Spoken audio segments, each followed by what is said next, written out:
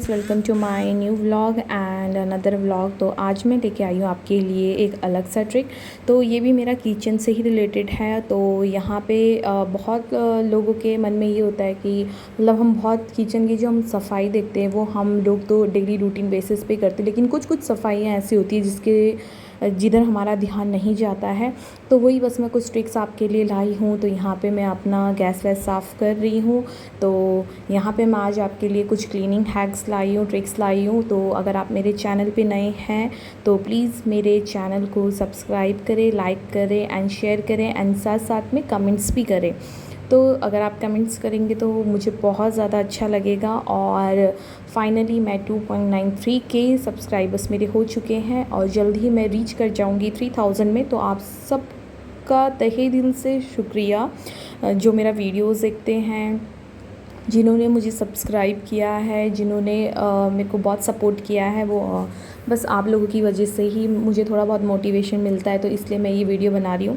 तो अगर आप चाहते हो आपकी किचन ज़्यादा मैसी वगैरह ना लगे तो अपनी किचन से जितनी भी एक्स्ट्रा चीज़ें वो हटा लो। तो अब मैं आती हूँ यहाँ पे ट्रिक्स नंबर 1 में। तो यहाँ पे मैंने एक स्टिक्स ली है और यहाँ पे मैं जाले हटा रही हूँ। तो जाले के लिए मेरे पास अलग से जो जाले झाड़ने वाला होता है वो है नहीं। तो मैंने बस इसी में ऐसे सॉक्स पहना के अंदर अच्छे से कपड़ा फोल्ड करके देन बाहर से सॉक्स लगा के तो यहाँ पे स्टार्ट हो गई हूँ अपनी सफाई करके। तो मैं आती हूँ अपने रूम पे। सबसे पहले मैंने अपने रूम के यहाँ पे जाले साफ़ किए। और हम लोग ना अमूमन सारे घर पे जाले साफ़ कर देते हैं, लेकिन ना हमारी ना किचन पे ना नज़र नहीं पड़ती है। तो किचन भी हमारा एक पार्ट है हाउस का या घर का, मतलब जो कि बहुत अहम होता है। तो हम खाना बनाते बनाते ध्यान नहीं आता है कि हाँ, मतलब हमें इतना तो ध्यान रहता है कि किचन के बर्तन चिपचिपे हो गए, उनको वॉश करना, ये करना है, लेकिन जाले में बहुत कम नज़र जाता है। तो किचन के भी यहाँ पे मैंने ऑलमोस्ट आज मैंने अपना पूरे घर के मैंने जाले साफ़ कर दिए हैं। और दिवाली भी आने वाली है, आपको पता ही है। तो बस अभी मैं ऐसे ही साफ़ करी, दिवाली आते थे तो बहुत ज़्यादा हो जाएगा, फिर मुझे अगेन करना पड़ेगा। तो यहाँ पे मैं अपनी सफाई में लग चुकी हूँ।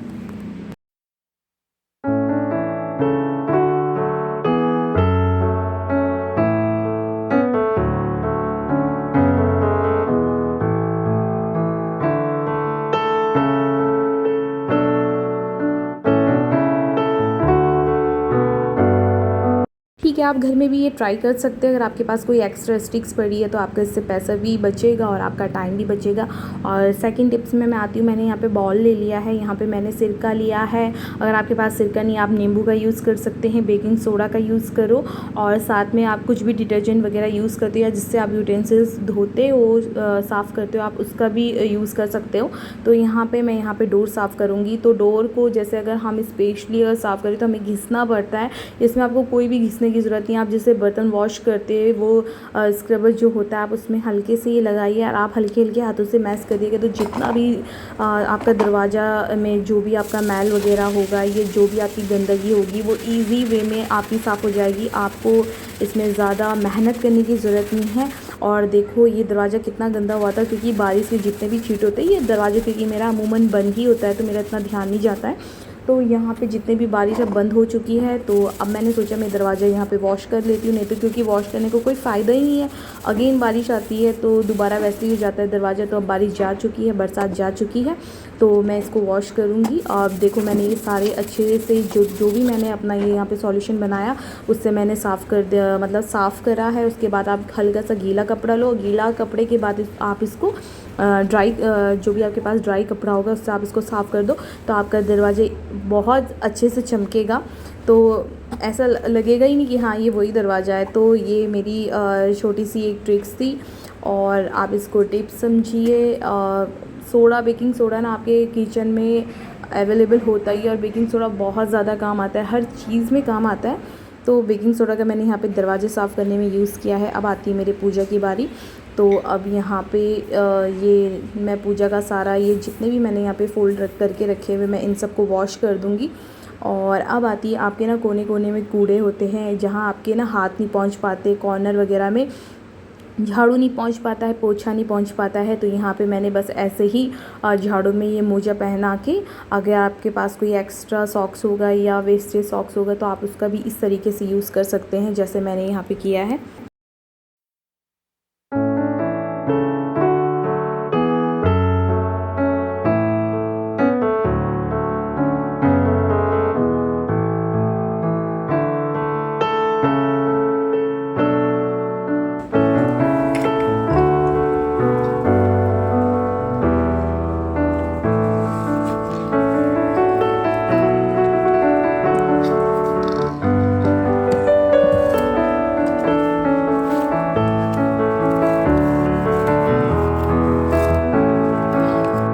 पे आप मेरा फ़ैन देख ही सकते हैं। मैं जब आई थी मैंने तब साफ़ किया था और मैं इतने ऊपर पहुंच नहीं पाती हूँ, मेरे पति देव को टाइम लगता नहीं है। अगर आपको लगता है आपका पंखा हवा नहीं फेंक रहा है तो इसका मेन रीज़न ये भी हो सकता है कि आपके पंखे में बहुत सारी धूल जमी हुई होगी। तो अगर आप इस धूल को अच्छे से साफ़ कर दोगे, आप इस वही सॉल्यूशन मैंने बनाया था उससे अच्छे से क्लीन करके आप उसके बाद अगर आप फ़ैन चलाओगे ना, आपको इतनी स्पीड में फ़ैन, प्लस पॉइंट आपका ये कि आपका स्पीड में भी फ़ैन चलेगा और अच्छी हवा भी फेंकेगा। तो ये कोई रीज़न नहीं होता कि फ़ैन हवा नहीं फेंक रहा है, शायद मे बी ये भी रीज़न हो सकता है कि आपके फ़ैन में बहुत ज़्यादा धूल जमी हुई है।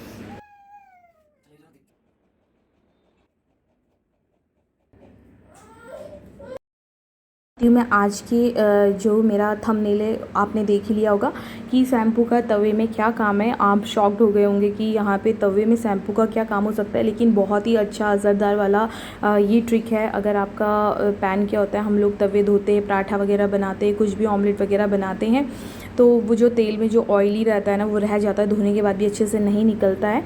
तो आप यहाँ पे क्या करेंगे, आप तवा लेंगे, तवे को आप गर्म करेंगे, गर्म करने के बाद उसमें अच्छे से शैम्पू डालेंगे। शैम्पू डालने के बाद आप उसमें पानी डाल देंगे। पानी डालने के बाद आप उसमें 1 स्पून या 2 स्पून नमक डाल दो, और हो सके तो आप यहाँ पे विनेगर भी यूज़ कर सकते हैं, और नहीं तो आप बेकिंग सोडा भी यहाँ पे यूज़ कर सकते हैं। फिर जिस तरीके से इसमें बबल्स आते रहेंगे, आप इसको किसी की हेल्प से ऐसे घुमा के अच्छे से इसको साफ़ कर सकते हैं। तो तवे की जितनी भी चिकनाहट होगी वो आपका ईज़िली रिमूव हो जाएगा। आपको तवे में घिसने की ज़रूरत नहीं पड़ेगी, अच्छे से मेहनत करने की ज़रूरत नहीं पड़ेगी, वो ईज़ी वे में आपका रिमूव हो जाएगा जितना भी आपकी चिकनाहटपन रहती है। लेकिन जो आपका ये वेस्टेज जो सॉल्यूशन है, आप उसको ऐसे ना फेंकें, उस सॉल्यूशन को आप एक बॉल में रखें या एक जग में रखें या एक ग्लास में रखें। आप उस सॉल्यूशन को आप यहाँ पे सिंक में यूज़ कर सकते हैं, क्योंकि बर्तन धोने के बाद सिंक में भी काफ़ी चिकनाहट हो जाती है। तो आप इस बॉल का जो सॉल्यूशन है इस बॉल में आप इसको सिंक में भी अच्छे से यूज़ करके अपने सिंक की चिकनाहट को दूर कर सकते हैं। आई होप सो आप लोगों को मेरा ये वीडियो पसंद आया हो। कुछ दिनों से मैं व्लॉग नहीं बना पा रही थी, कुछ रीज़न्स थे, तो आई होप सो आप लोगों को पसंद आया हो। तो मेरी वीडियो को ऐसे ही लाइक करें, कमेंट करें एंड शेयर करें। मिलती हूँ मैं आप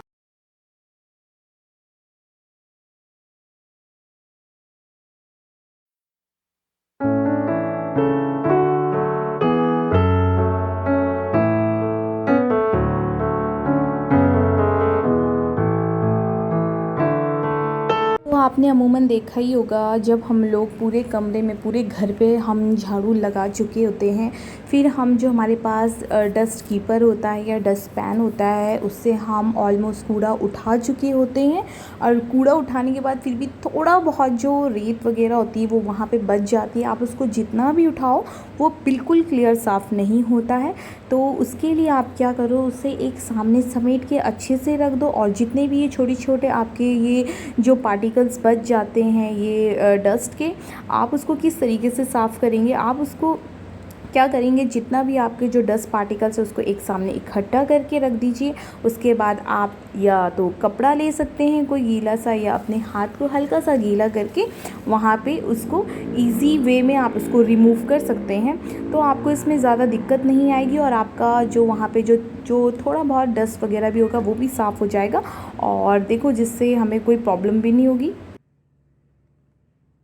तो आई होप सो आपको मेरा वीडियो व्लॉग पसंद आया हो। तो मिलती हूँ मैं आपको नेक्स्ट व्लॉग में। बाय बाय, न्यू ट्रिक्स के साथ।